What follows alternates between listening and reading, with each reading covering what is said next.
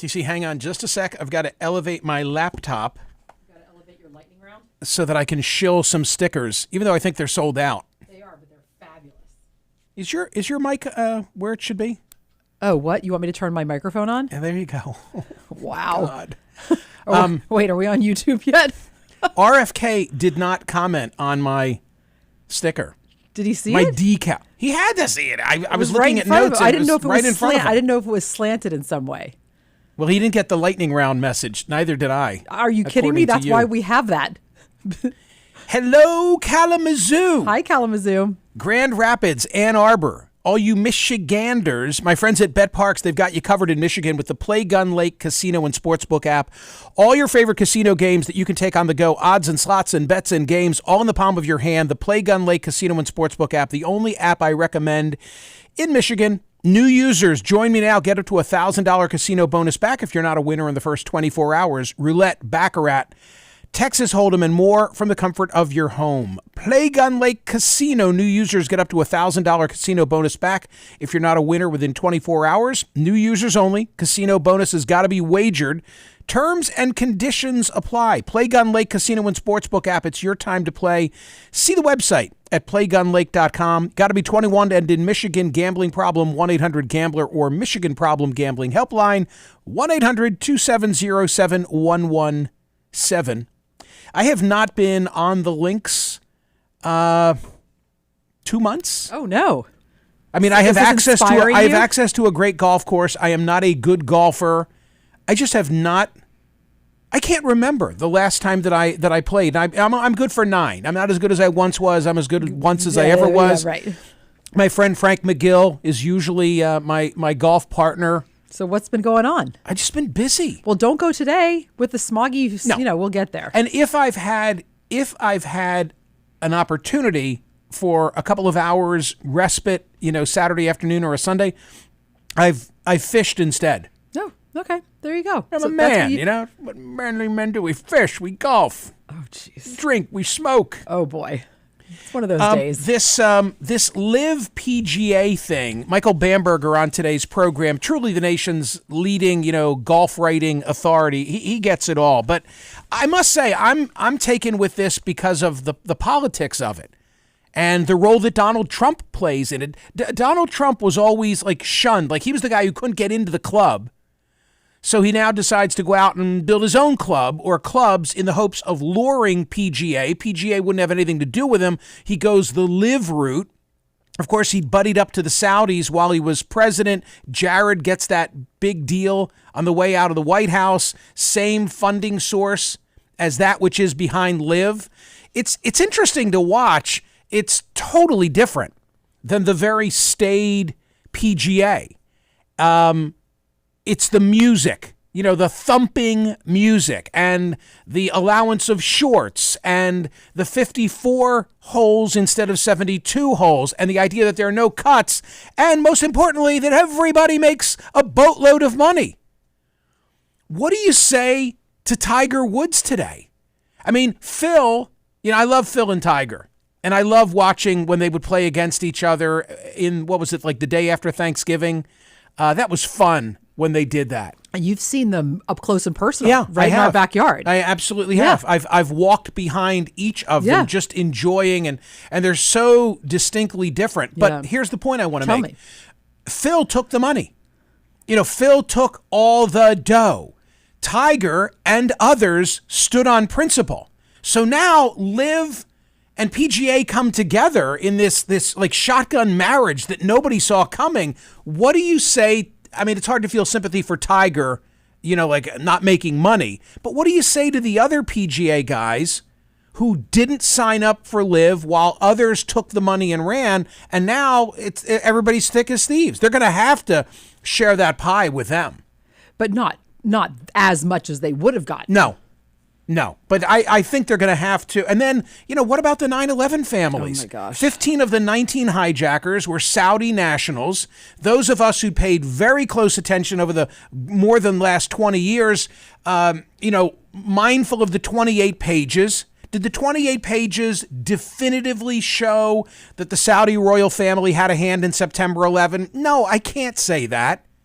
but does it at a minimum show that people on the periphery of the Saudi royal family were funding 9/11 hijackers? I think it does show that.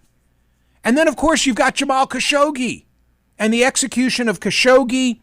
President Biden, I think, rightfully said that he wanted Khashoggi to be a pariah, but he's not a pariah. Right. Now he's in all our living rooms. And in the Premier League, they bought Newcastle. They're trying to, wean themselves off of an economy dependent upon oil only and expand into a whole other realm. Sports, tourism, entertainment. So, yeah, it's a hard one. I don't know. Maybe tomorrow there'll be a poll question in this. The Wall Street Journal editorial today says that Biden needs to get on board with everybody else and forgive the Saudis. The way they actually said it was this: Mr. Biden's antitrust cops could try to block the Gulf Tour merger, but it's hard to see who would be harmed by it. The president would be wiser to follow the PGA's lead and patch things up with the Saudis. Should we be patching things up with the Saudis? I mean, that's the issue that it presents, but quite a shock. I said, TC, earlier, I can't remember a day when golf is the page one story everywhere. It's the truth. And as we're monitoring throughout the morning at the top of every hour, that's what the lead is. I mean, it's just incredible. It has all the elements. It has politics, it has money, it has sports, it has celebrity, it is international, it is country, it's everything. It's got all the elements. I think the pandemic was good for golf. Oh, why do you say that? It was a sport. I don't have numbers to back this up, but it was something you could do outdoor, not in close proximity. Yeah, that's interesting. You could keep, and I don't know how things are today. I joke about it, but truly, like 9 holes is what I'm good for. I can't make a day of it. Well, I can't make a day of it. That's beautiful. That's fine. It's not your thing. I mean, I just had this conversation with my friend Mike Baldini. He's like, hey, there's these 2 guys. Can we play with them? I'm like, Mike, I'm good for 9. What are they going to do with the other 9? The people on YouTube are saying the only way to get better at golf, though, is to play golf. I had a hell of a round for 9 holes last October, November. I don't know why you're laughing. And because you're like 8 months ago, I had a great round. Unbelievable. I wasn't keeping score, but I know. And then what did you do? Just like tap out? Like that's it? I know that I would have. I made clear to the guys that I was golfing with. I'm good for 9. That's it. No. My point is like that. Now you haven't played since then. I think I played once. I think I played. So you tapped out. You're like, I'm not going to get better than this. No, the point is that if I had kept score that day, I'd have broken 50. Oh. Which for me is just huge. I think my handicap is probably no longer a 27. It's probably like a 25. Good. Hey, look at that. Yeah. You're getting there. All right. You're practically scratch. Other sports that are trying to stay relevant, baseball. There's a really good piece that is in the Atlantic that is tagged at Smerconish.com by Mark Leibovich. Moneyball broke baseball. And there were a couple of paragraphs that popped for me. I want to read 1 or 2 to you. The so-called national pastimes fade into bygone territory has happened simultaneously with my brain speeding up to receive the various dopamine pelts coming at me from my phone, laptop, NFL Red Zone channel, or whatever else captures my attention instead of the latest chore creeping past midnight on the MLB network. I mean, it's so true. We have such short attention spans, and maybe that's the appeal of the MLB, but it's so contrary to everything else going on in our world. But this is the paragraph that I really liked. Baseball had a great run, a nice century. Boxing used to be huge too. That's so true. Times change, tastes veer, attention spans shrink, cultural gems become cultural relics.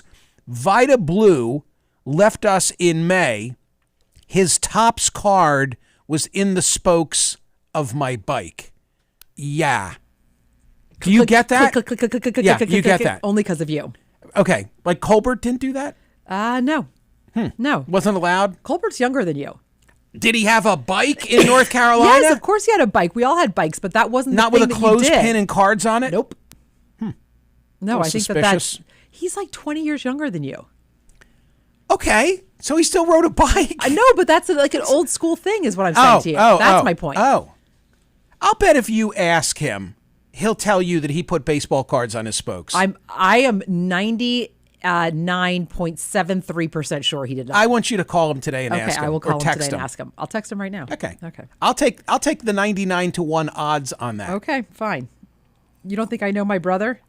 Colbert, hang on. Yesterday, poll results 19,096. Is Mike Pence a stronger candidate as a Trump acolyte or Trump opponent?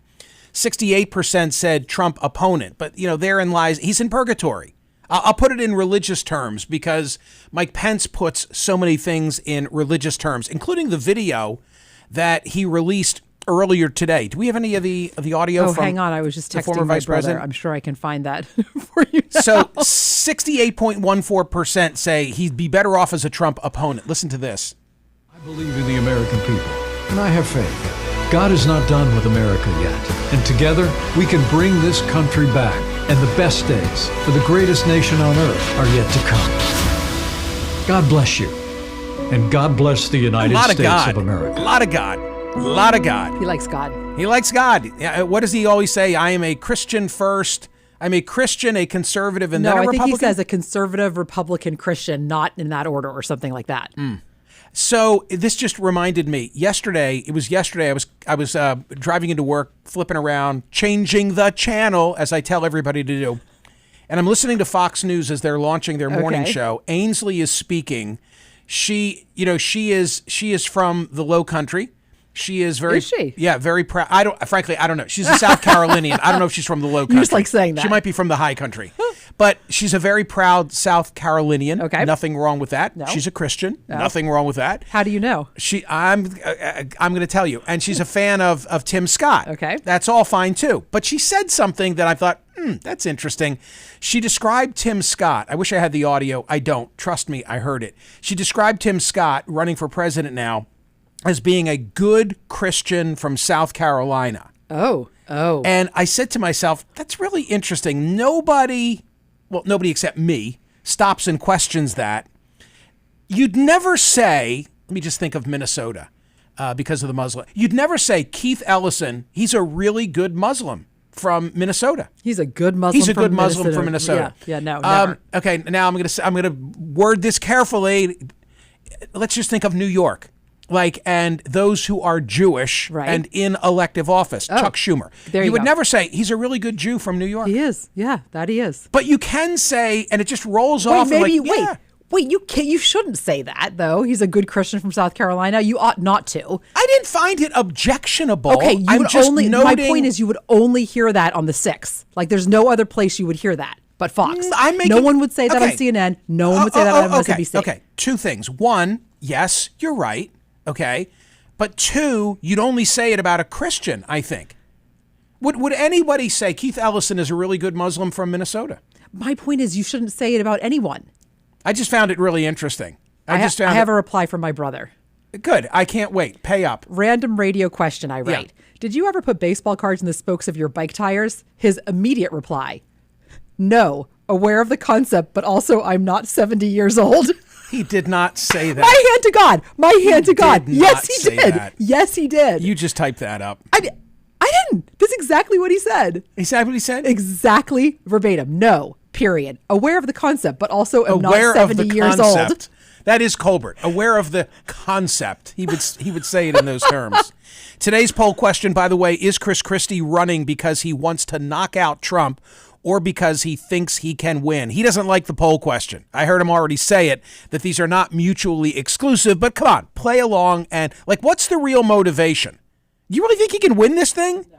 He's in it. No. He's in it to take him out, right? He thinks he can be in it to be Trump slayer. Or if not a Trump slayer, a Trump annoyer or a Trump antagonist. Better word. A burr in the saddle of Donald Trump. Yes. And we'll do it in a way that none of the others are willing to. More headlines from Smerconish.com, the Wednesday edition of the newsletter. Our air quality, as I look out the windows here, it looks like a hazy day, but it's not just a hazy day. There are 100 million people in North America who have a poor air quality today because of these fires in Canada. They were saying to people in New York City to not go outside, not just the city, but in all of New York. I started noticing it in the middle of the day yesterday. Like, what is that smell? Is something burning? What's going on? And then I walked to dinner last night and it was very strong. And this morning, it's just, I mean, it looks hazy, but it smells different. It smells like a fire. When I got home yesterday, my house, I smelled gas. Oh, that's not good. And then I realized I'd left the stove on from the night before. Yeah, seriously. What did you do? Light up a cigar? And then I had a cigar. See what happened? No, I was saying to myself, thank God that's last night. super dangerous. Last night, thank God I didn't smoke in the kitchen. I would have been. Wait a minute. Been a problem. Like, you're joking, right? Like, what did you call the fire department? Did you open all the windows? What did you do? This is a serious situation. Faintly, I smelled gas. Faintly? If you left the gas stove on all night, it's not faint. Maybe I had it on low.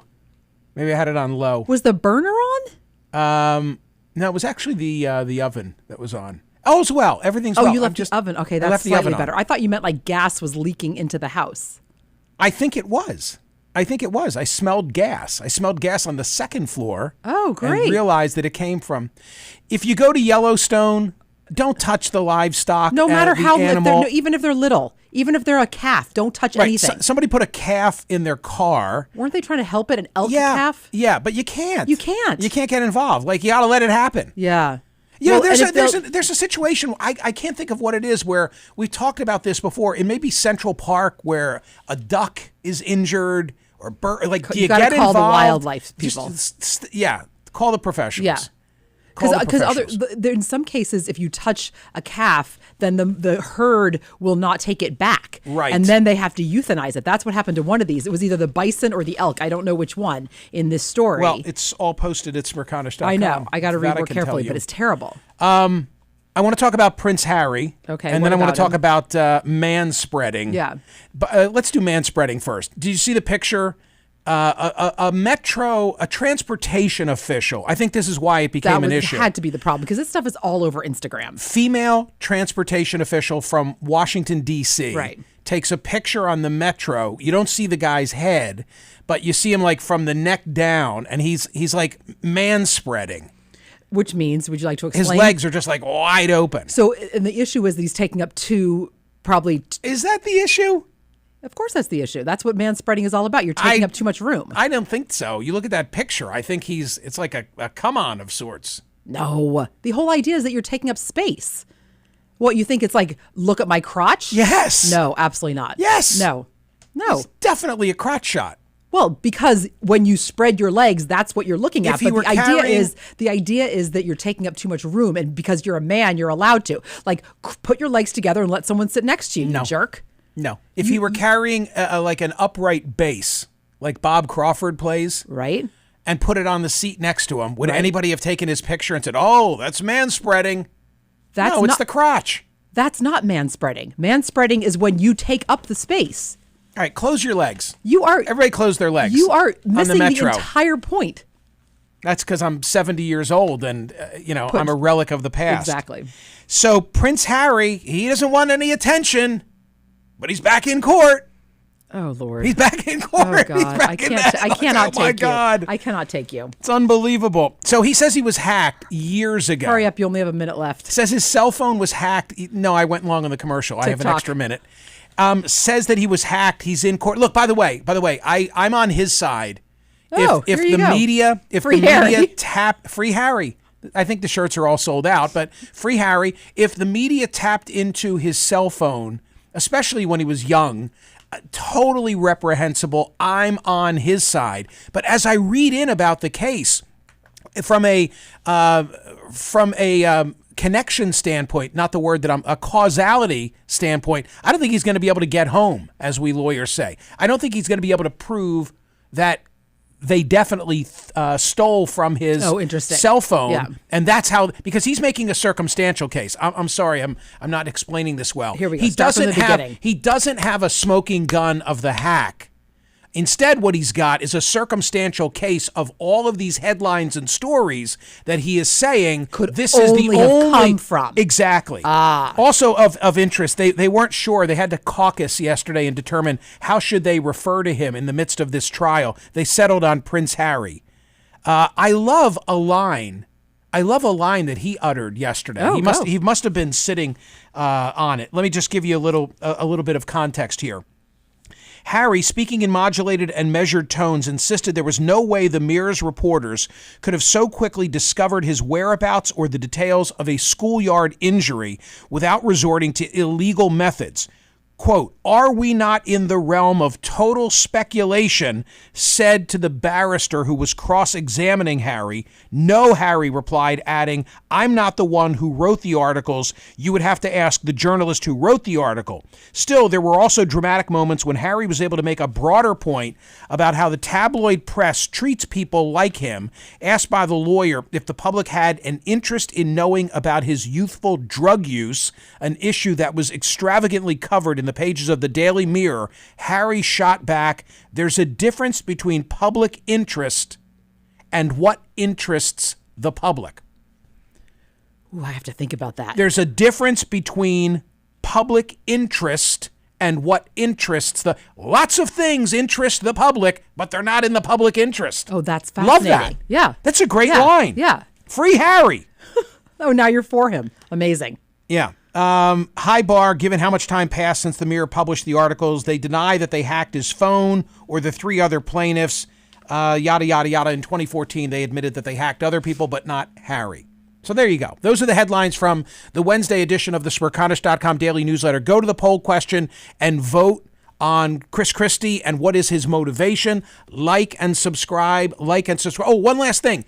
The RFK YouTube video getting lots of traction. Yes. People really enjoying watching the interview that I conducted 2 days ago with Robert F. Kennedy Jr. It is on my YouTube page. He tweeted it yesterday, He sure so did. he must have liked it as well. Go watch if you have not yet seen it. Bye-bye.